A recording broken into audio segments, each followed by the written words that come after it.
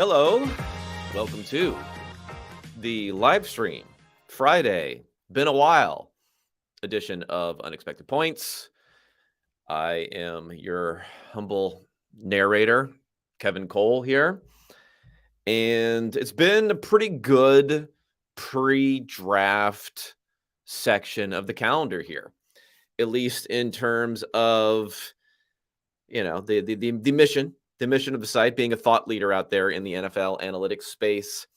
Getting some good pickup on some articles recently, getting podcasts done well. The one I did with Mike Renner earlier this week about the draft and getting into some of the process stuff there was by far the most popular podcast that I've done, at least on YouTube. Maybe it got picked up because everyone's in draft fever now on YouTube. So hopefully we can keep that momentum going. Subscribe to the Unexpected Points YouTube channel. That's where I'm going to be doing this here as a live stream, and then I'll throw it out onto the podcast stream, depending upon which way you're listening to it.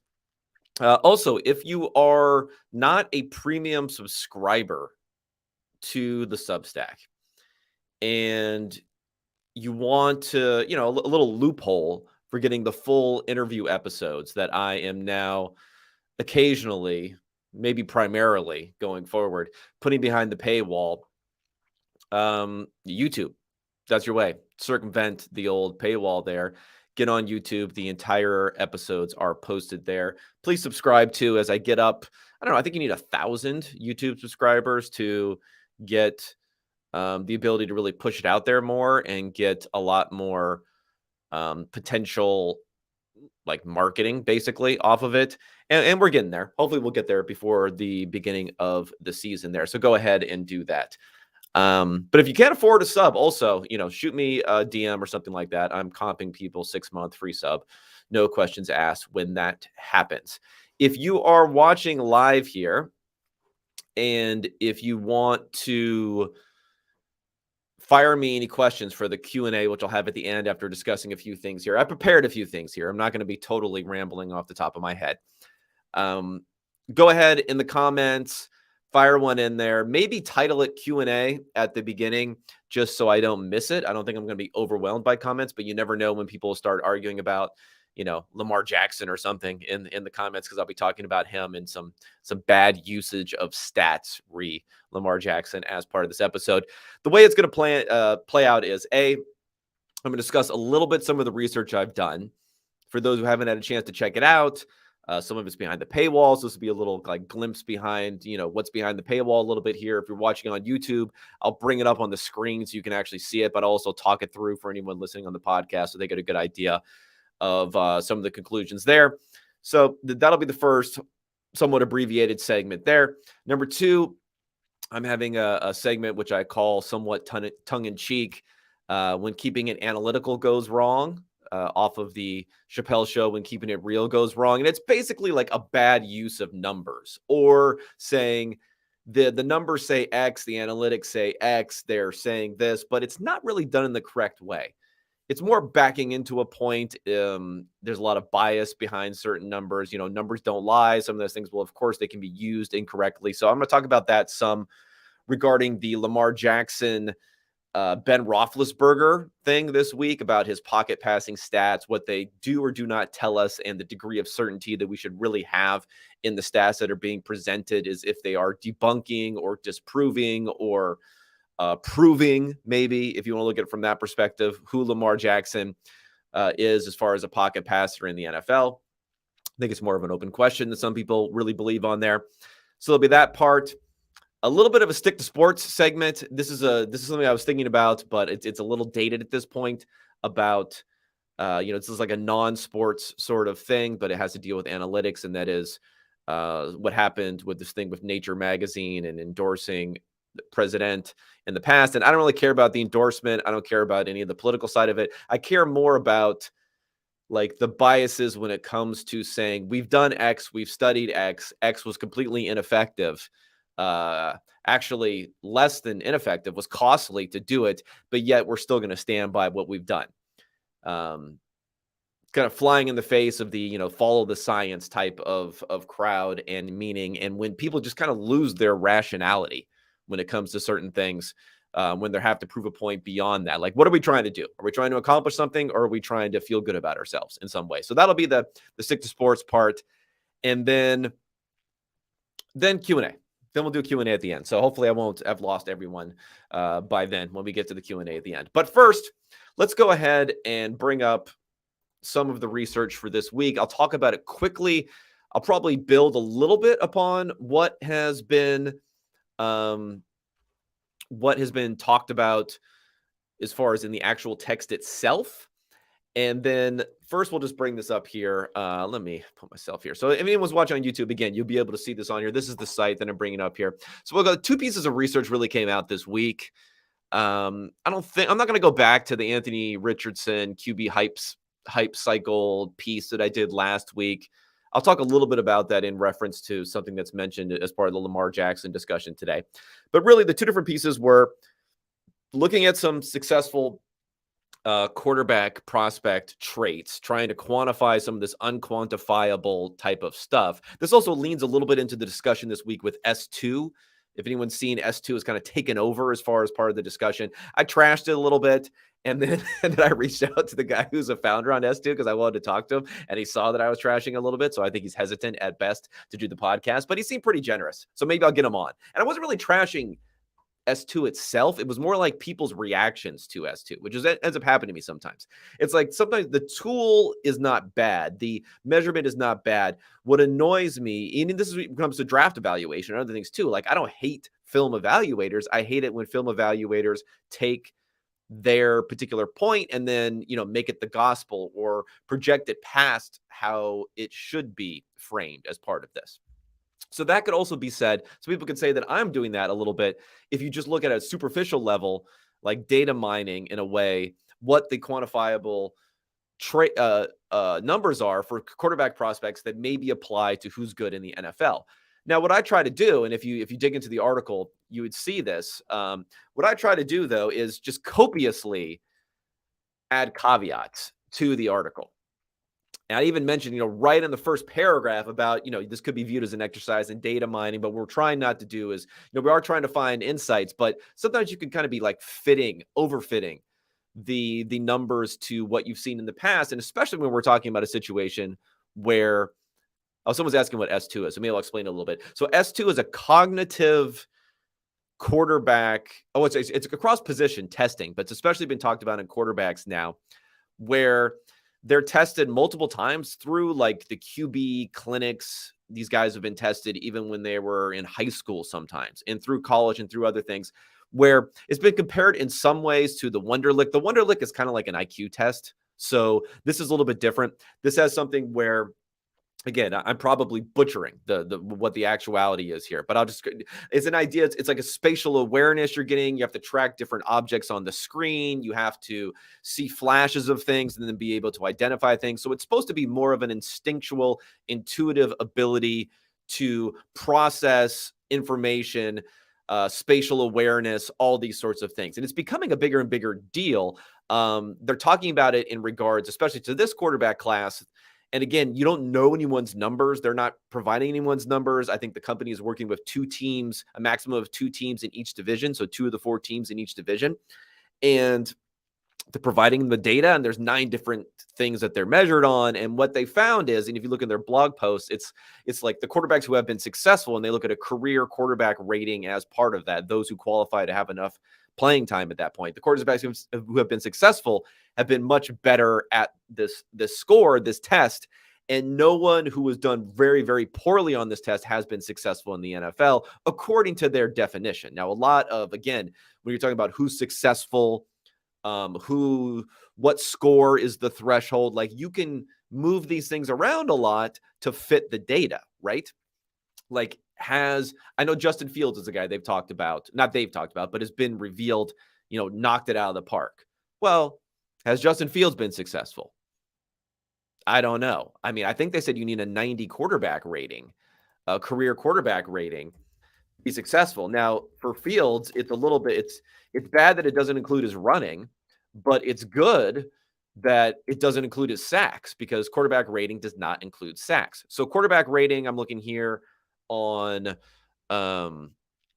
PFR. Pro Football Reference. I don't have the shirt on today, unfortunately. So quarterback rating, we're talking about traditional quarterback rating, not ESPN's QBR. So you had a 73.2 as a rookie and 85.2 in the second season. So, he doesn't have that 90 career mark. It's close though. He was 85 last season. But again, if you were going to like include sacks in that, again, he led the NFL in sacks. He was like head and shoulders above the entire rest of the NFL as far as sack percentage, a 15% sack rate, where most players, I don't know if there's anyone else in the NFL above 10%. So his numbers look a little bit better by that, but you can adjust and figure out the definitions that'll end up fitting the data. So that's my concern about these things a little bit. And it's more how people are interpreting these things, because you have people in the news media. Just the other day, Lance Zierlein, who's a main evaluator, draft guy at NFL, he was talking about the fact that there are rumors that CJ Stroud has a poor score, and maybe that's why he's following. It's pretty much out there that Bryce Young has one of the highest scores ever. It came to the forefront when there was a whole article written in The Athletic about how Brock Purdy scored very, very well on this test. Of course, this is like after the fact. When Purdy did well, at the end of the season, they talked about how he scored well on this test. And was that an indicator of maybe he was better than you would have thought, especially for being Mr. Irrelevant? I mean, he's the last pick. So obviously it probably didn't influence his draft position that much, but did it influence how good he was? Sounds like there might be a little bit more of an influence on draft position this year, because the rumor mill is Bryce Young, extremely high score, Anthony Richardson, good score, Levis, I'm not sure, but I think pretty good score. And nobody really knows with CJ Stroud, which is being interpreted as maybe bad score. So is that going to knock him out of being the number one pick when the owner of the Panthers, David Tepper, is supposedly into this sort of stuff? Is that going to knock him off of being the number one pick? Is that going to knock him out of potentially being the number two pick, which you're starting to hear rumors about the fact that he may not even be number two, that the Texans may go non-quarterback there instead, or Richardson instead, or someone else going up to get Richardson? We'll see, but S2 has become a big thing, and hopefully I'll get this guy in for an interview and be fair, and we can talk about it a little bit more. But back to my research, in a similar sort of way, when you have so few successful prospects, and again, my definition of success might even be more narrow than what they're using, because I'm really saying, who are these quarterbacks that everyone knows are a success? So I'm putting into this bucket the guys that everyone knows is a success, and maybe not everyone's going to agree on this. And I think Trevor Lawrence may even be a year early, but I'm putting him in there because of his generational prospect sort of status. When I'm looking over the last several years, and I don't have a lot of data on this stuff when it comes to pressure or non-pressure beyond what PFF provides, which goes back to 2014. So I'm saying 2015 draft class and on. The guys I'm labeling as a success: Patrick Mahomes and Deshaun Watson. Now, I know Deshaun Watson, a little bit iffy, but he was in that category before. Josh Allen, Lamar Jackson in 2018. And then nothing in 2019. So Kyler, I'm not putting him in that bucket yet. 2020, Joe Burrow and Justin Herbert. In 2021, Trevor Lawrence. So these are the guys where I would say, and maybe it's not even the case with Jackson as we're seeing right now, but I would say generally for these guys, it's like blank check type of guys. You pay them what you want. You trade anything for them. These are really the guys that we're talking about here. If you want to expand success a little bit more, Jalen Hurts may fall into that bucket. But again, we're talking about one strong year for him so far, one breakout year for him. Tua could fall into that bucket with one breakout year in his third season. And the confidence level we have in them, as I mentioned here, like Carson Wentz and Jared Goff, were probably seen at equivalent points in their careers as being successes. And do we know at this point? Not really. I mean, not at this point. Did we know at that point? No, not really. And they kind of fallen off after that. So the things that I looked at, and these are things that I've looked at in the past, are, first of all, what's sticky? What's sticky is important. What transfers over from college to the NFL? And I think that's led to some good stuff. And I think scramble rate and sack rate are fairly sticky. So I want to stick to those as really being quarterback traits, especially scramble rate. And it's an important thing to be able to scramble in the NFL. It's more and more of an important thing. Maybe not as important as some people think it is, like you're out if you can't scramble, but it's an important thing, and those are sticky. And then on the flip side, clean pocket stats are stickier because you have a higher volume of them. Clean pockets are all more similar to each other, whereas pressure can be a bunch of different things. It could be three guys in your face, or it could be you're rolling out and you have a clean view down the field because you had a little bit of pressure up the middle. So pressure stats aren't as sticky, but they seem to lend themselves, at least I'm finding them lend themselves, if someone who's relatively good against pressure versus from a clean pocket. And I'm comparing those two things to each other rather than independently. So if someone's relatively good under pressure, that is showing, maybe even perhaps showing some of the stuff that the S2 model is showing, that they're able to process a lot of information very quickly, spatial awareness to avoid the rush and still see down the field. They're probably not on their first read if they're seeing pressure. They could probably get the ball off very quickly to their first read if they're seeing pressure, and this is not happening there. So I look at that as part of it in addition to it. So scramble and sack rate first. If you look at the guys who are really, really good at pressured sack rate, and of course, you can't take a sack if you're not pressured. So, but when they are pressured, I'm going to eliminate all these clean pockets because obviously you're not going to take a sack from a clean pocket. So pressured sack rate and then pressured scramble rate. Now you can scramble when you're not pressured, but I want to look to see like what are guys doing in these situations where they have to make something happen. And the red flag here, maybe I'll start with that, would be Hendon Hooker. So he's near the 100th percentile, almost at the 100th percentile when it comes to scramble rate, which again can be okay. 100th percentile is a little extreme. You like to see quarterbacks execute the actual play. They don't have like a failed sort of play there. And then the bad part is pressured sack rate. He's also almost at 100th percentile for both of those things. So Hendon Hooker now, when he is pressured, he is not throwing a pass. So the ball is not leaving his hand half of the time that he's pressured last season. Half of the time, more than half of the time, he's either running, scrambling, or he's taking a sack. He's not executing what they have. A little bit of a warning sign for me. The other guys who were in this ballpark in their final seasons, Marcus Mariota and Justin Fields, who we talked about a little bit earlier. Fields still has the highest pressure to sack rate in the NFL. He still has, I believe, the highest pressure to scramble rate in the NFL. So he's number one in the NFL. This has been very sticky for him. He's scrambling and he's getting sacked when he's getting pressured. He's not executing. Marcus Mariota was a top 10 guy, or no, maybe top 8 guy in pressured sack rate last season and was multiple times throughout his career. He was also a guy who scrambled a decent amount. Not like Fields in the NFL, probably because he got injured a lot, so he stopped doing it. But still, that it has to be pretty sticky for them. Another guy who's a bit, and another thing with Hooker, look back 2 seasons. If you go back even to Hooker's 2021 season, I have the information here. Okay. So for this season, he's in the 99th percentile for scramble rate, 96.5 percentile for sack rate. 2021, 98th percentile for scramble rate, 99th percentile for sack rate. So this is 2 straight seasons.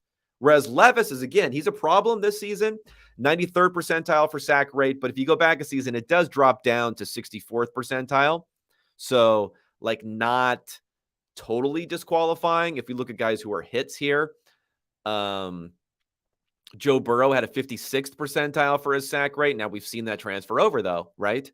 To the pros. He's still taking a lot of sacks. But Levis was better at scrambling in 2021 and better at not taking sacks. So I'm a little bit less concerned about him, but he had some red flags there. Now, as far as the guys who look pretty good in this category, it's Anthony Richardson. So this is something I'll give a lot of credit to Richardson. I know people might think I'm a Richardson hater because of the article last week where I pointed to his accuracy being a potential problem that'll transfer over to the NFL. Well, as far as this is concerned, we're talking about managing a pocket, managing a tough situation, keeping your cool under pressure, all those sorts of things. Richardson's great. Very, very low pressure sack rate. Pretty much the best of when we look at all these quarterbacks who've gone in the first round or second round in the NFL. And he's good. He's pretty high scramble rate, 75th percentile, but not so much that you like be worried about it or something that he has to scramble, especially when he's not taking sacks also. So that looks really good. Stroud and Bryce Young also in that good category. They're right next to guys like Patrick Mahomes, Deshaun Watson, Trevor Lawrence is in the neighborhood, those sorts of guys. Now, there are other guys who stink who are in that neighborhood, like Paxton Lynch. Paxton Lynch is like I hate Paxton Lynch so much. I should say that. I hate Paxton Lynch. I hate the fact that he's like messes up a lot of my data mining. When I try to go back, it's like Paxton Lynch keeps on showing up, is looking good all over the place. And he's like a huge bust. I mean, he's a late first round pick. So it's not like a bust as a number. He's not like a Jamarcus Russell type of bust, but man, bad stuff. I mean, Carson Wentz shows up there, who was a hit before he wasn't a hit. Jared Goff's not bad, who was a hit before he wasn't a hit. That sort of thing. Josh Allen's kind of more in the middle there. Herbert doesn't look good. Herbert's over in the very low scramble rate. His sack rate isn't bad, very low scramble rate. But again, he's a guy where if you look back a year to his year before his final season, he had a 56th percentile scramble rate. It went down to 11th percentile. So he can do it. And he tested extremely well. So he can do it. He can move. Probably less of a concern than what we saw there. So that's the one thing.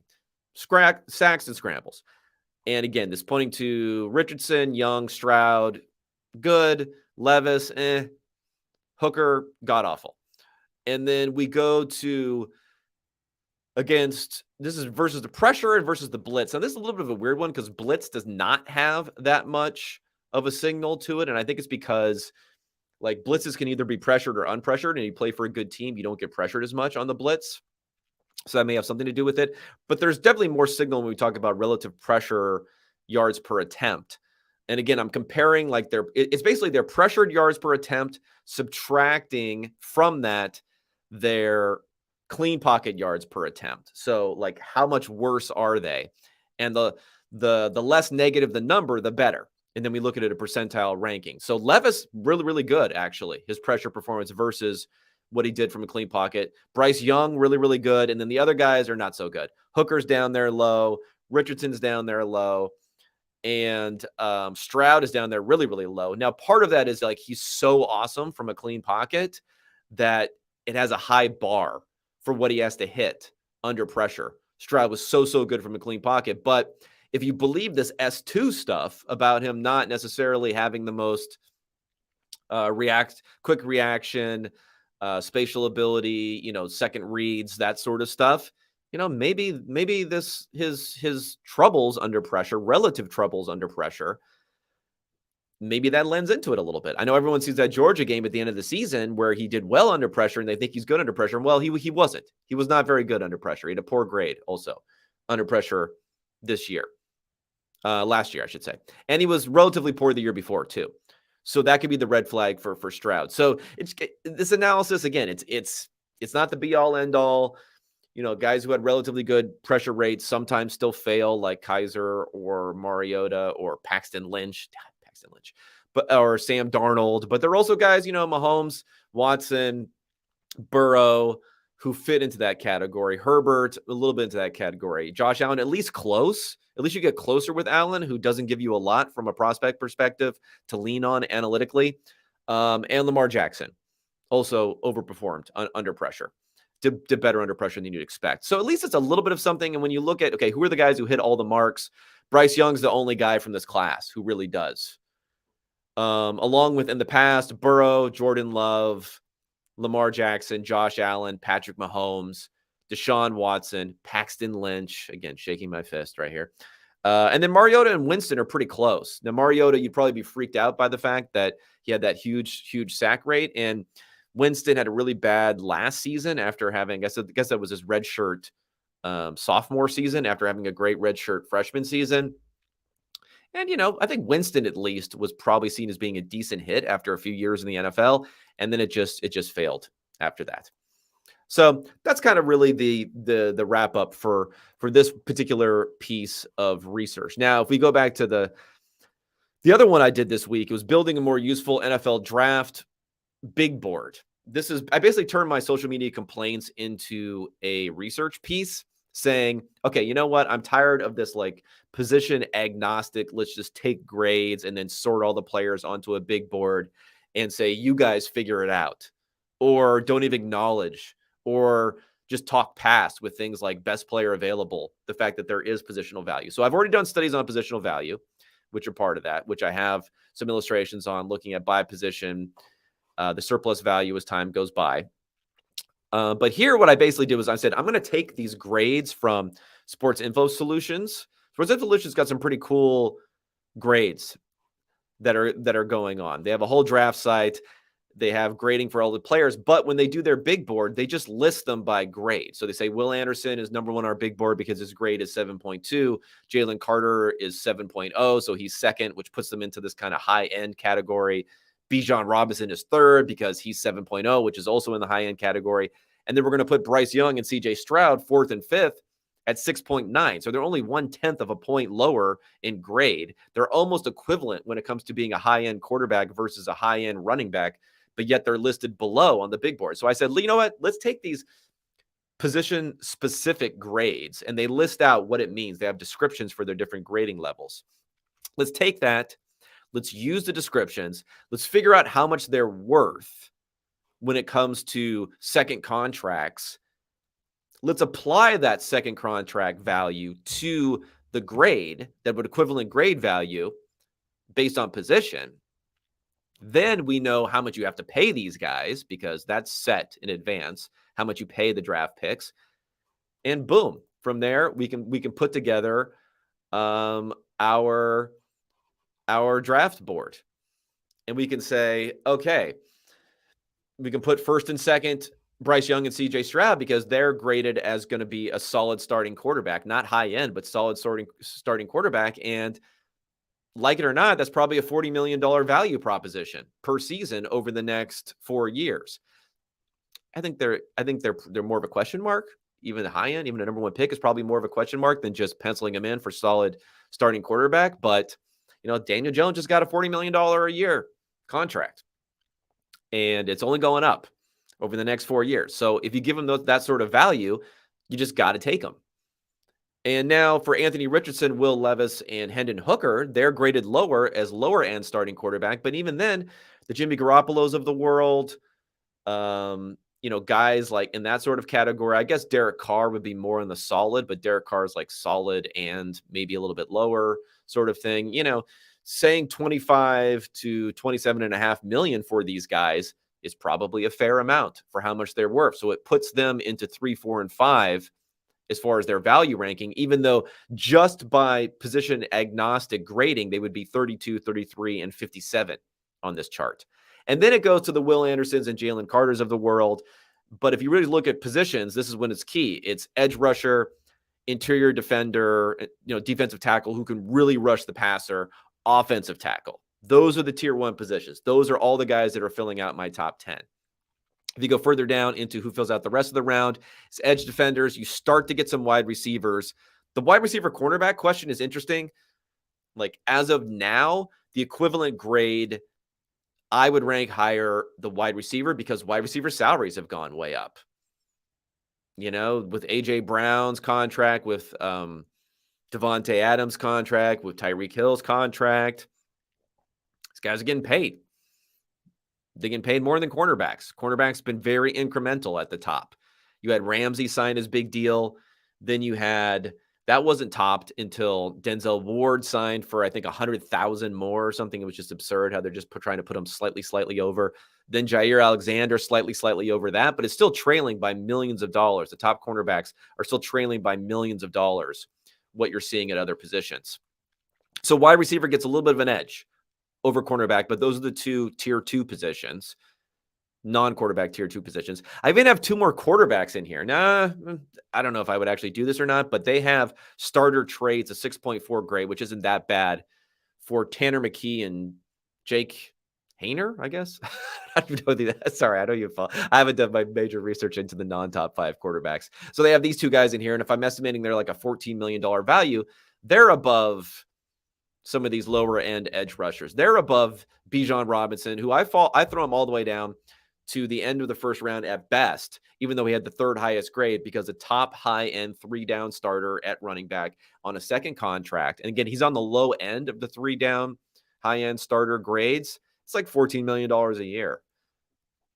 And most people probably regret it when they sign those. Most teams regret it when they're signing those types of contracts. And I go all the way through the top 100. But it's basically saying, let's, stop complaining about what other people are doing here. Let's just throw in the actual numbers amounts, and we get a much, much better draft board here. A draft board that I'm going to use on draft night, update, and then use on draft night to try to get an idea of what sort of actual surplus value teams are getting from these picks versus what they may think they're getting when you have, running backs going early. I mean, another example would be the top safety here. I have at 47 versus he's 12 in the grading, Brian Branch, just because safety is so devalued. It's basically like running back now, maybe a little bit higher on the higher end for guys. So that's one to keep an eye on. I would say for him, where is he going to go? Jahmyr Gibbs, running back, that's another guy to keep an eye on. I have him down at 74. He has the 11th highest grade here. John Michael Schmitz, I don't know how everyone views him, but he's 14th highest grade according to SIS as a center. So I have him saying, hey, this is a guy I would not take before the beginning of the third round, unless you have him as an elite type of player. And even then, it will probably only get him into the second round, not the first round. That's something to watch. Tight end, I'm a little bit conflicted on. I have one guy in the first round, Michael Mayer in the first round, the 24th, and then Darnell Washington falls into the second round. I could probably go a little bit higher on them because I think you get better value on second contracts for tight ends than you do on first contracts. But, tight ends just don't make a lot of money. So if you're going purely on how much they're making, which I think is devalued because the franchise tag is so low, the teams have so much leverage on them. That's where they go, but you could make an adjustment based upon that also. All right, let's get to some of the other stuff here. Okay, we're through the research for the week. Let's talk about a couple other things. One is going to be when keeping it analytical goes wrong. Actually, I have my when keeping it real goes wrong. For those who don't remember, Chappelle's show. You're watching When Keeping It Real Goes Wrong. Yes. So instead of keeping it real, it's keeping analytical goes wrong. So bad use of stats. For those who don't know, our boy Ben Roethlisberger, he's not my boy. Everyone seems to hate Ben Roethlisberger for some reason. I guess obviously he had his issues. Turned his life over to God though, and over to Jesus. And he had a quote. So the quote, I should probably pull up the exact quote so I can get it correctly here. So the exact quote that was aggregated, my boys back at PFF really got him on this one. So the quote from Roethlisberger re Lamar Jackson is, quote, "You don't fear him just sitting in the pocket and picking you apart," end quote. So that's it. And then everyone jumped all over this. And before I get into what everyone's jumping all over, I always like to actually listen to the context to see what it sounds like. I don't even think it's that ridiculous of a thing to say, as some people might think it is a thing to say just on its face. But even so, let's look at the context a little bit here, try to get an idea before we pile all over a Ben on this one. So this is from the podcast. This is exactly what he was saying, and it had to do with the fact that Odell Beckham Jr. signed with the Ravens, and he's talking about how that's going to affect things now as far as how defenses have to play the Ravens. That's the even larger context there. But here's what Ben had to say. Deal. That is. That's a big boost. Yeah. Because you better put a safety. With Lamar, you want to bring safeties down to help stop the run. Because you don't really fear Lamar's arm, his accuracy all the time. Sure. He's got a huge arm. He can make things happen when he scrambles and whatever. But you don't fear him just sitting in the pocket and picking you apart. Sure. So you can bring safeties down because you do fear him running because he's a different level runner. So you fear that. Yeah. So you bring safeties down. But now, if you got that guy on the outside, you better put a safety back, or it's one-on-one. You can just throw it to him. Mm-hmm. So it definitely creates some potential opportunities for that offense and for Lamar to run if he has to, or to take those big shots down the field if he needs to, if they're bringing the safeties down. Yeah. Okay, so I actually don't think this is that misquoting him or something like that. He's pretty much saying you don't really fear him when he's passing. And although part of the interpretation could be you don't fear him sitting back in the pocket and passing because he doesn't do it. So that was part of my response to this, is saying, okay, I get it. You're getting on him because you're using these numbers, and we'll talk about that in a second. But just purely how often someone does something, Ben Roethlisberger, and I don't have the pocket, in the pocket, out of the pocket, but we're going to presume Ben Roethlisberger stays in the pocket. In 2020, before he kind of started to fall off, he had non-play action, non-screen, non-scramble, because he's not doing a lot of scrambling, but non-scramble dropbacks, right? he had something like 560 dropbacks in 2020 where he wasn't using any of those things. He's just dropping back the pass.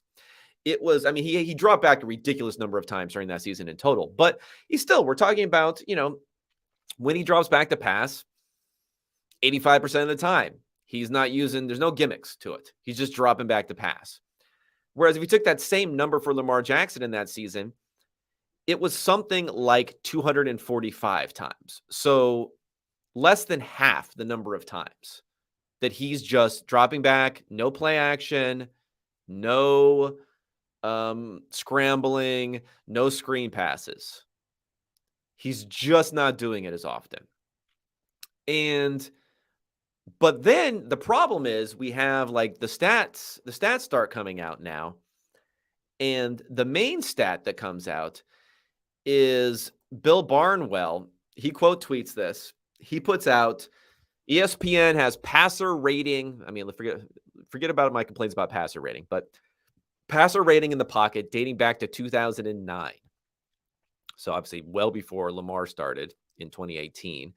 Ben started a bit earlier than that, but that's fine. Says Lamar Jackson's pocket passer rating is 97.9. Ben Roethlisberger pocket passer rating 94.2. And it says if you prefer QBR, it's basically a 65 for Jackson versus a 63.4 for Roethlisberger. So that's taken and put out there as like, see, Lamar's good in the pocket. Look at his numbers. And then another analytically friendly analyst, Mina Kimes, talks about that. And she says about this whole thing about Lamar, because the thing that's frustrating is that people lean on the same tired tropes, all of which have been disproven, she says, as part of this, has been disproven. And I think it's kind of wrapped up in this clip. There's a clip of Joy Taylor talking on the show where she's talking about it. She's talking about these exact numbers that Bill Barnwell's talking about. And this is when it becomes a thing and people start using it, and it jumps off of one quote from social media, dunked on in the quote tweets with, in my opinion, some bad stats. And I'll go into why more. That's not perfect stats rather than bad stats. And then boom, it becomes a talking point on these different shows. Wants mobile quarterbacks, right? Like, you can't draft a pocket passer anymore. You can't do it. If a guy is in the draft and he is a statue in the pocket, he will drop in the draft. It will be a negative thing. But if Okay, so I was only including that part about the negative pocket passer because I actually kind of don't believe that we're going too far based upon recent results. But anyway, here's the more important part, which you're talking about running quarterbacks and how people view them. And this is the counter. if he runs and he's elite at it, then he can't throw. Even if the numbers say something different. There's a lot of them on those cards. The reason that this frustrates me, Ben Roethlisberger is a Hall of Famer. We would not classify him as a runner, certainly not in the back half of his career, correct? He is a Hall of Famer for throwing the ball, and Lamar Jackson has what? One more time for the people. Dave, please, the numbers. A better passer rating from the pocket, 97.9 versus 94.2. I need answers. Okay, so you see that they took, when they mentioned those numbers, they took the exact numbers that Bill Barnwell had put out there. Okay, now let me explain why I do not believe this is a good usage of numbers for Lamar Jackson. I think Lamar Jackson is a little bit problematic generally. Like, we need to be able to have a rational discussion. I put out a piece about Lamar a couple of weeks ago where there was some good, there was some bad. I came away with a little bit of a different impression than I thought I was going to have going into it. I don't think a lot of people do that when it comes to numbers and Lamar Jackson. I think people have an impression and then they go find the numbers that like backs up what their impression is. Stephen Ruiz wrote an article about, teams still don't understand Lamar Jackson a couple of weeks ago. And as part of this article, which I pointed out to them, and, it wasn't updated, but I pointed out to them the fact that he says, the conversation around Lamar hasn't changed over the last decade. Many still question his passing ability, even though he ranks 4th in expected points per play amongst quarterbacks with at least 22 dropbacks since 2018. Well, expected points per play includes scrambles. Expected points per play includes design runs. Like, why would that be his passing stat there, right? If you just look at actual passes, Lamar drops to being about middle of the pack for the guys who've had 2,000 dropbacks. not quite there. So what I think we have to do is, when you're thinking about this, is like a selection bias thing. Selection bias is everywhere for almost every single stat. You can't simply look at the efficiency of a stat when a guy is doing it half the amount of time that someone else is doing it. Volume tells you something about ability. Okay? Efficiency is not the same. If Lamar Jackson was going to drop back without play action, all those different numbers that I talked about, like Ben Roethlisberger, if he was going to do that 560 times in a season, I think his efficiency is going to suffer when that happens. I don't think that's a controversial take. My analogy, and I'm going to be dating myself a little bit here, and it's not a perfect analogy. I mean, analogies never are. But my analogy would be, if you look back at like pitching, you have different types of pitches you can use. In the NFL, you have different types of ways you can gain yards. Lamar Jackson can scramble, he can run, the team can run, they can do play action, or he could just drop back and sit back and pass, which is what Roethlisberger does a ton, which is what Roethlisberger says that you don't fear Lamar Jackson doing, which is what he doesn't do, right? He doesn't do it. Whether you should fear him doing it or not, he doesn't do it to the same degree that other quarterbacks do. So you think about, like, you have different types of pitches. You have a fastball, you have off speed, curveball, slider, split finger, whatever you fork ball, knuckleball. Okay, knuckleball, you're not really mixing in there, but I'm taking this too far here. But anyway, so you have these different types of pitches. And again, this is when I come to dating myself, because I don't know any pitchers anymore. But if you think about a pitcher like Greg Maddux, if you remember Greg Maddux, again, 57 years old now, Greg Maddux, a killer during the 90s. Not a guy you would ever associate with tremendous speed on his fastball. Great accuracy, great location.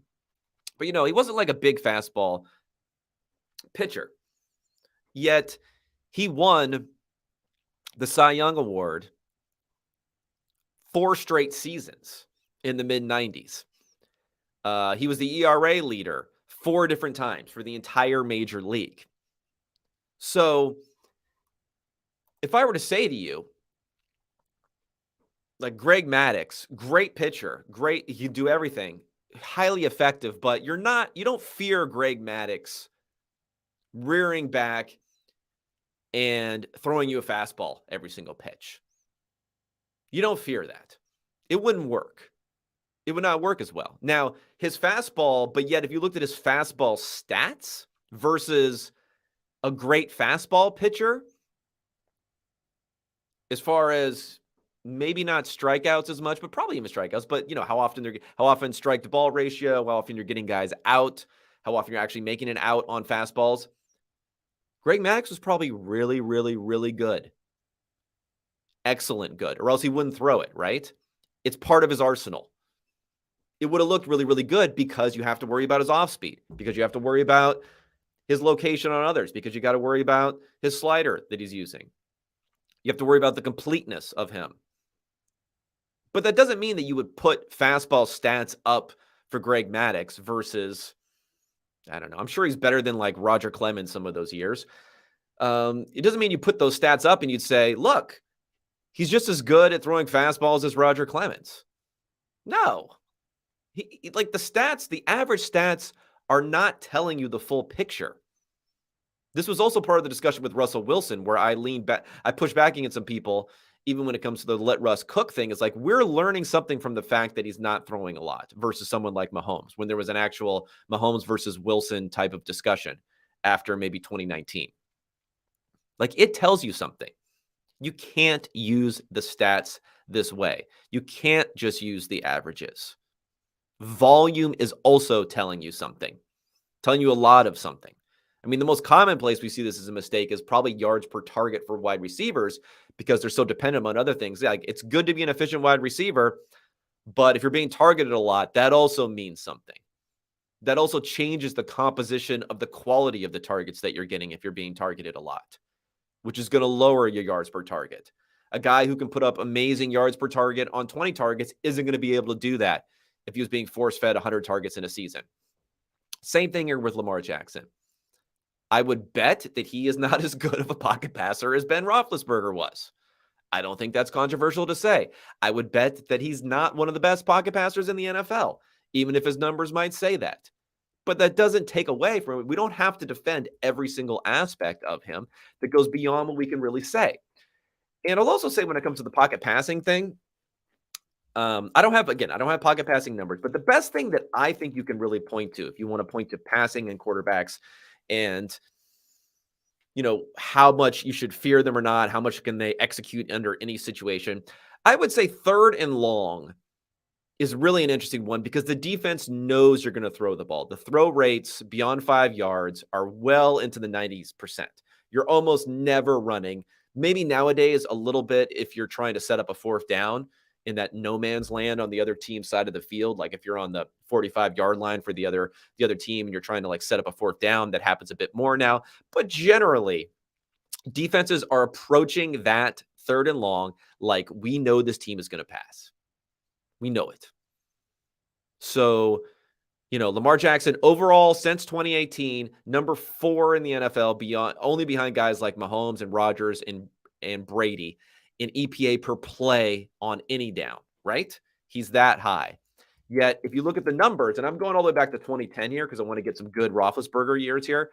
If you look at the numbers, throwing a pass, so I'm not counting scrambling, throwing a pass on, well, I guess I'm counting sacks, but I'm not counting scrambles here. So no scramble, 3rd down, at least 5 yards to go. Wait, hold on. Let me check to make sure I'm saying this correctly. At least 6 yards to go. So even beyond 5 yards. At least 6 yards to go, 3rd down. Let's look at their EPA per drop back on these types of plays. These plays are teams know you're going to throw the ball, right? Okay.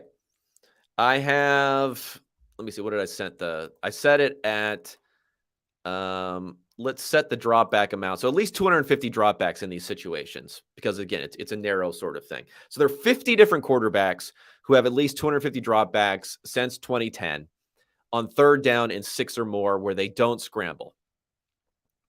Mahomes, number 1. EPA per dropback here, 0.33. Jimmy Garoppolo, my man, number 2, 0.3.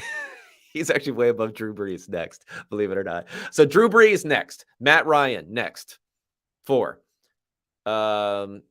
Justin Herbert, 5. Tom Brady, 6. Ben Roethlisberger, 7 at 0.16. So it's not, not close to Mahomes, but right behind Tom Brady. Phillip Rivers next, 0.15. Then Derek Carr, believe it or not, after that. Joe Burrow, Aaron Rodgers, so on and so forth. Out of 50, where do you think Lamar Jackson ranks out of 50 guys on 3rd and 6 or more yards to go where they're going to pass the ball? Lamar Jackson is 44th. Negative 0.1 EPA per dropback in these circumstances. He is... The guys who are back here, Jared Goff, 41st. Eli Manning, 42nd. Poor Eli. Of course, he's back there. A lot of that is because, again, his career didn't go so hot near the end. Baker Mayfield, then Lamar Jackson, then Sam Bradford, Mitch Trubisky. The only guys who were worse, Sam Bradford, Mitch Trubisky, Sam Darnold, Ryan Tannehill, and Tannehill, I assume, has gotten better since he's coming to Tennessee. Mark Sanchez and Blake Bortles. That's it. That's where Lamar Jackson is when he's going to pass the ball. I think that's a better stat. If you're saying, do you fear a guy in a situation where he's going to go back and pass the ball? I don't think it's a complete stat. I don't think Lamar Jackson is the, worse than Baker Mayfield in those situations or one of the worst quarterbacks. I don't think he should be, 44 out of 50. I'm sure he's gonna move up and regress back on that sort of thing. And of course, he can do these other things. So he's not restricted from doing these other things. But if you say you don't fear Lamar Jackson going back and passing on every play, that's fine. That's a fine thing to say. That's a valid opinion. Could be right, could be wrong. There's nuance in between, but it certainly hasn't been disproven. And it certainly isn't a good use of stats to say his averages from in the pocket, even if it's a play action and then he stays in the pocket on a 1st down, is better than Ben Roethlisberger, who was throwing from much more challenging circumstances as far as the defense knowing what he's going to do. who had a volume of more than twice the amount of throws in a season than Lamar Jackson. That's it. Again, I'm not anti-Lamar Jackson, but I end up getting put in this situation a little bit because I have to kind of build, like, let's get to the truth a little bit. Let's get to the reality of these situations. We can't have good discussions about how much Lamar Jackson is worth, what can running quarterbacks do, what everything. We can't have these discussions if we're not going to use the proper information to have the right context on these discussions. And with Lamar, there's a lot of evidence that he's not going to be as good of a pocket passer as these other guys. Because guess what? If he was as good of a pocket passer as everyone, and he was the most athletic quarterback in the NFL, he'd be winning the MVP every single season. It's not just he doesn't have receivers. It's not just he has Greg Roman. It's not just all these things. Like, he would be way up there, further than he has been the last couple of years struggling. So he has weaknesses in his games, like most people do. Not everyone has to be, Patrick Mahomes or someone like that. He has weaknesses. It's okay to recognize them. It's okay to incorporate that into our analysis and still say Lamar Jackson is the top quarterback in the NFL, as I do label him in most of my analysis. All right, you know what? I'm skipping my stick to sports because it was going to be a little pedantic and going on here. And I'm just going to get straight into the Q&A here for anyone who's stuck around this entire time. I appreciate you guys. Let's get to these are big, so it's going to like cut off my head when I'm doing this on YouTube. But let's try to bring it up on the screen. Actually, it's not too bad. Maybe I'll rotate the screen a little bit to try to get my big head in here. Okay, One Man's Odyssey. Interesting. Q&A here. Is the NFL better at evaluating wide receivers than 6 years ago? Could this year's wide receiver class be like last year's class, where a lot of non-JSN guys fall to later rounds despite high positional value? Is the NFL better? I mean, everything gets incrementally better, but I have trouble determining what we can really gather signal from when we talk about the NFL being better. I think teams have drafted better, but it's gone back and forth. Now, 2014 was this draft class where it was Sammy Watkins, so that didn't work.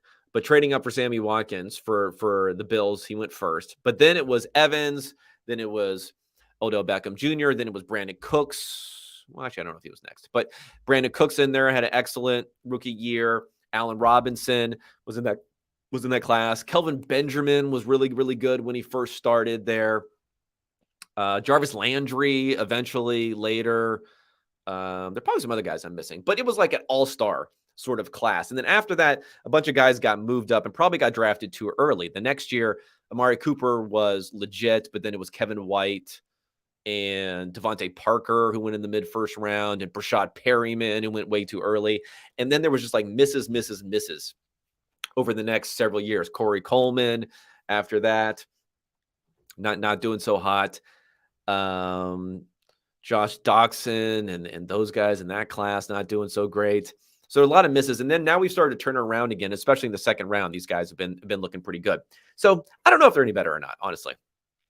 I think it's a valuable position. I think the value has gone up a lot for these positions, but I think primarily the value has gone up because the types of offenses that teams are playing are more conducive to a less steep learning curve for wide receivers, just like we've seen for quarterbacks. They're getting a lot of reps in college, a lot of passing reps in college. They can transfer more quickly directly into the NFL. And I think that's helped these guys. Have guys like Justin Jefferson, being extremely good right off of the bat, which happens sometimes. But like, receiver has gone from being a third-year breakout thing to being a second-year breakout thing to being like you should be good as a rookie almost nowadays.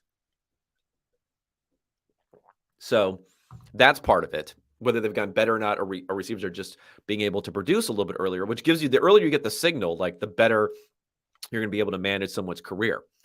So there's that, I think, has happened.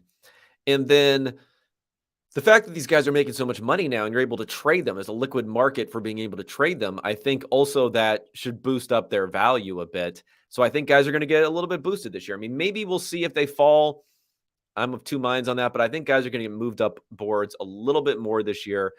I think guys were pretty high last year in a better class. So it'll be more like back half of the first round, but I think there's just a lot of teams in the back half of the first round who are going to want to go to the draft because it's very, very expensive to trade for someone. And if they do draft someone who's really, really good, maybe they can even trade someone else like I've said that the Bengals or someone like that should look into, rather than go get a tight end.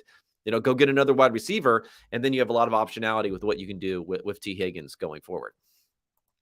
All right, another Q&A here. I've been cited, congratulations, by unnamed NFL scout. The players in 2023 draft picks, 25 to 50, are merely fractions of a point in draft value. True or false? Your thoughts?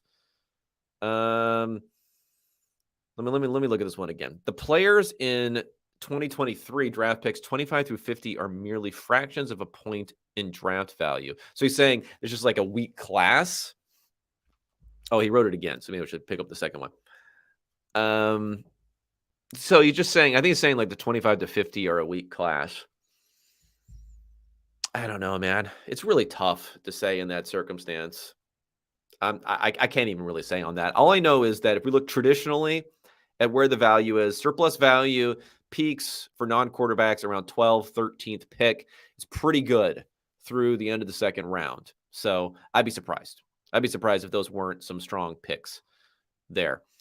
Thanks for the great content. I appreciate that. For the question here, what are your thoughts on the Falcons offseason so far? Do you like their process since Terry Fontenot was hired in 2021? Thanks and cheers from Brazil. All right, Brazilian, my fellow soccer fans out there, hopefully, in Brazil. Okay, so here's what I'll say about the Falcons. The Falcons came into one of the worst situations, and Fontenot came into one of the worst situations in the NFL. It was one that required a multi-year rebuild, similar to the Bears, which you just do not see in the NFL anymore. There was a lot of hard decisions that need to be made at the end of the Thomas Dimitroff era that were not made, that ended up being a kind of a disaster there. So with that context, this offseason, if you look at what they've done, they're getting a lot of praise here for what they've done. They just made another signing today, Bud Dupree. So there's a list here. So Bud Dupree, Jesse Bates. I'm fine with Jesse Bates. I mean, again, overspending on non-premium positions, I'm okay, but that was a big contract. Calais Campbell, Jeff Okudah. I mean, he's probably a bust. So who knows there. Caden Ellis, he's pretty good, linebacker, and cornerback Mike Hughes. I'm not against cornerbacks being brought in. So they got cornerbacks. They're not spending a ton of money on like a tackle, a left tackle, or a edge rusher or a wide receiver in free agency, which is probably a mistake. So I don't mind all this stuff. But my concern with them, and maybe this is something like I have no knowledge about, but even betting markets, I think they're the number one odds for drafting Bijan Robinson at the 8th pick. So if that happens, then it all gets shot to hell. I mean, I'd be looking at quarterback. I know you guys may love Desmond Ridder, but I mean, a 3rd round pick, why not have some optionality there? So it's really a to be determined with them. I think they've had their hands tied. I'm not a big fan of Arthur Smith. They have Kyle Pitts, they have Drake London, and then they just don't throw the ball. I mean, do something, but they're in an interesting situation here with such a weak NFC South. I just hope they don't get suckered into it's a weak NFC South.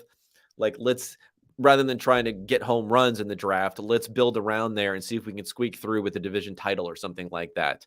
Not a great way to go there. Next here, what should the Bears do? I assume I want them to draft JSN. They still need to upgrade their wide receiver corps. Also, Mooney and Claypool are free agents after the season. Consensus has been the Bears drafting an offensive lineman. So the Bears are sitting. Let's get to the draft here for the Bears. Now, they lost that pick because of Claypool. They drafted Vales Jones, who everyone was dunking on this week because of the athletic score that came from the analytics cylinder. For anyone who saw that, they scrubbed the video though of showing the behind the scenes with the Bears and what their analytics department was doing there. So the Bears are at 9 right now after that trade. You're still in that range where you can get a premium position, like a true tier 1 position. So I'd probably lean with the consensus there and say offensive tackle if they find a guy they like there. But if it's edge or a strong interior defender, I don't know if there are many that are that high. that are going to be left at that point. But that's where I would go. I mean, I wouldn't be against wide receiver, but I mean, Fields doesn't throw the ball. So it's kind of like, I don't know, maybe that'll change. I don't know. But I would say offensive line or, get some premium position as far as an edge rusher or something like that. Okay. Dr. Tough Guy. Big fan. Big fan of analytics. He's also humble. Dr. Tough Guy says, my pea brain can't handle the basic rules around quarterback drafting, e.g. trading up versus multiple kicks at the can, shooting for the ceiling versus solid college production, fifth-year option versus not reaching. Do you have any quarterback drafting do's and don'ts? Well, I guess my biggest do would be every single pick, look hard at it. I mean, to a point, right? You're obviously not going to be like getting 4 quarterbacks who you've invested draft capital or free agency in. But that would be my biggest do, is at least look hard at it. I think there are lots of different ways to do it. So the reason it's confusing is because there are lots of different ways to do it. Trading up for a quarterback is obviously the best possible trade up you can have, because I think people still, respect the market values encapsulated in the Jimmy Johnson chart or ideas of what the market value should be. Because let's face it, no matter how much you think a pick might be worth, you're still going to try to trade it for what you think the value is, not what you think it's fundamentally worth. It's a market. So you're trying to get the value off of it. So I still don't think they've caught up quite to what these quarterback picks could be, but it doesn't have to go to a quarterback. So that's why the values are a little bit lower there. 5th-year option, I don't really care about it that much. Trading into the first round, I guess it's helpful to extend out a quarterback, like in the Lamar Jackson situation. They got an extra year out of it, but I'm not hugely, I don't find it hugely important. Probably most of the time, if you don't like a quarterback, if you like the quarterback that much, you would have drafted him earlier, or they'll probably be around when you're waiting for them anyway. I think ceiling, I guess I would lean towards, but I don't think the ceiling is as well defined as other people think. I think it's hard to tell, like, who has a great ceiling. You look at the greatest quarterbacks ever. Did Tom Brady look like someone who had a big ceiling? Does Drew Brees look like someone who had a big ceiling as a prospect? Does Phillip Rivers look like someone who has a big ceiling? Does Matt Ryan look like someone who has a big ceiling? Did Joe Montana look like someone who had a big ceiling? Probably not for any of those guys. Did Joe Burrow even look like someone who had a pretty big ceiling? No. But, it's coming. So I guess that would be whatever. Just draft him. Okay. If you were a GM, never going to happen, but I appreciate the thought there. Would you have your draft pool start with analytics and then filter down based off of what scouts say, or would you do it the other way around? I don't know. It's kind of like it's kind of impossible to separate them, I guess, is what I would say. Because I guess it would be more like you have what the scouts say, and then you have an overarching analytical philosophy when it comes to positional value, when it comes to trading value, where you're going to want to lean heavily on those things whenever you have anything close to an edge case. You lean towards the base rates that you have and the values that you'd establish there. So that's what I would say there. But the thing with scouting, okay, this is what I'm talking about. I just don't know, like, how much we should be thinking more in a wisdom of crowds type of situation versus just one team scouting department. I mean, these boards are all over the place for these different teams. So that shows that even if you're relying upon multiple scouts' opinions within your own organization, you probably have a high degree of overconfidence. So I would say is you have the scouts' opinions. You want to have that because you're going to have stuff in there that's just not available in the public, especially other things like medicals and other things that you're going to add in there. So you have all that, but then I would kind of like run it through a process where you're reshuffling to a degree based upon positional value. You're reshuffling to a degree based upon not having overconfidence in the high end. That's one thing that I noticed with the draft board that I was building with SIS. Like for instance, at Edge, they had Will Anderson as a grade of 7.2. The next closest grade was 3 or 4 tenths of a point lower. And then they had a lump of players who were all, within 1/10 of a point. Is it really possible that one guy is 3-4 multiples better than everyone else in the class, when we know traditionally it's maybe a 55-45 proposition in rank ordering of one player being better than the next. So it'd be stuff like that. Like if I had that grade, I would say, you know what? It's probably overvaluing the top guy versus these other guys. Let's run it through some sort of process where we regress that back to what we've seen historically and to the market. So it would be a combination. The scout stuff is very important. I think also when the scouts and analytics, when it really comes together, is you have prior, hopefully some sort of regimented scout opinions that you've kept track of, which then you can apply going forward too, where you're not having the scouts tell you we need to draft this player first. You're having the scouts tell you who do we believe this player is. Let's look at those attributes. Let's compare them to what we've seen in the past from players, what ends up being successful or not, and then let's build off of that. So it's more like a data point what the scouts are giving you, as opposed to probably more of a holistic sort of thing when you have these draft boards and big boards that are just being listed by scout grading. Okay. Robert here. Given the big difference in surplus value due to salary drop-off and that non-quarterback positions have a fifth-year option not far off from a big contract, is the 33rd pick on the whole better than the 32nd pick? Well, it's typically seen as being that way because the salary actually drops somewhat significantly. Let me bring up Timo's old piece. Actually, you know what? Let me bring up the Ben Baldwin piece here.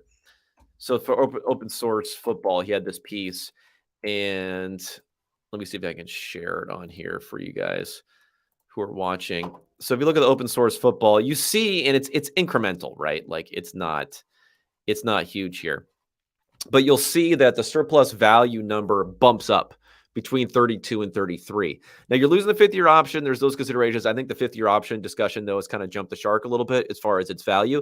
But there is a large decline in the salary. I mean, large meaning, 10% decline, 15% decline in the salary when you move from the end of the first round to the beginning of the second round. Of course, this year, that's going to be the 32nd pick because the Dolphins don't have their pick in the first round.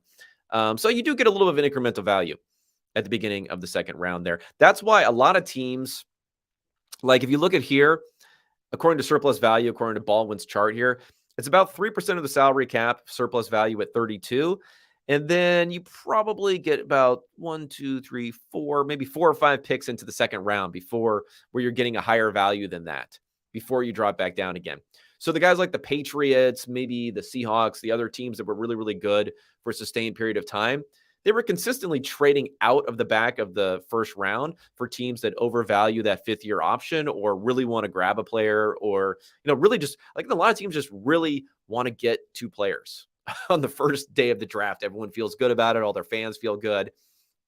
Teams that are comfortable getting 0 players on the first day of the draft, moving back into the early second round, you can gain some surplus value. You can gain some draft capital. We saw the Patriots and others do that a ton as a very valuable strategy. And probably more teams need to be doing so. All right. Okay. 15, 16, and 17 draft classes were awful. Cooper and maybe Mike Williams are the only successes. Oh, this is a comment on my wide receivers. Yeah. It was ugly out there. Mike Williams, I mean, Jesus, Mike Williams was a top 10 pick, right? Like he probably went a little early. But that was the same draft where Corey Davis and why is his name escaping me now?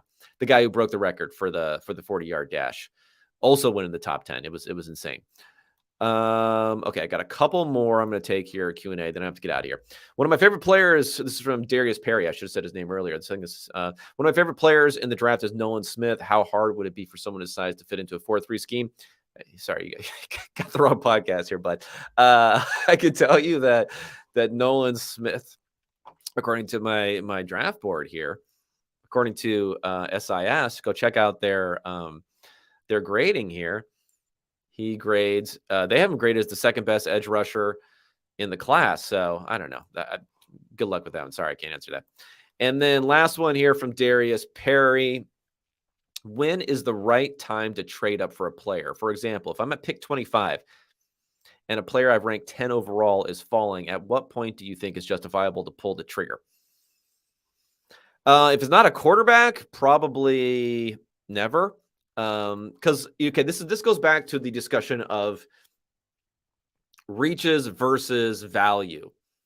and why, just logically, if we think about it, Ross, yeah, there you go. Ross. That was the John Ross. That was the someone put that in there. Thank you, Dan. John Ross. Boy, that was a bust. Remember he switched to cornerback or something? Oh, actually, he was a cornerback and he switched to receiver and then went back. I don't know, man. It's confusing. Okay, so I forgot what I was talking about here. Okay, so trading up. So it's part of the, okay, number one, you're always overpaying to trade up because there is inertia. That's like the cost premium. Even if you had we don't have a completely liquid market here. This is not like stock trading. This is not like whatever. Like a team, they have inertia. They want to draft someone. They're probably overconfident in their assessments generally. We know that. So you're going to be overpaying. On average, you're overpaying. So if you're going to overpay, the only way you can really not overpay while overpaying is by taking a quarterback. That's the way you can build back that value. So like if you're trading up from the 20s to 10 or to 12, like in 2017, which they did for Mahomes and Watson, those are really great trade-ups because you don't have to trade a whole lot to get to 10 or to get to 12, even from the 20s. Because someone was talking the other day about who made trade up to 3. They're listing the Vikings and the Ravens. Like those teams are not trading up to 3. You can't trade up from the mid-20s to 3. The 49ers had to trade 3 first-round picks, which includes the number 12, to get from 12 to 3. You'd have to wait until draft day, trade 4 first-round picks plus something else to get up from the 20s to 3. If you want to move up from 25, which is right around where the Chiefs and the Texans were drafting from, 25 to 10 to get a quarterback, I like it. You know, one of those guys fall. I'm fine with that. What the Bears did when they moved up from 20 to 11 or whatever it was to get Justin Fields. Like those are pretty solid trades to just give up 1 extra first-round pick for them.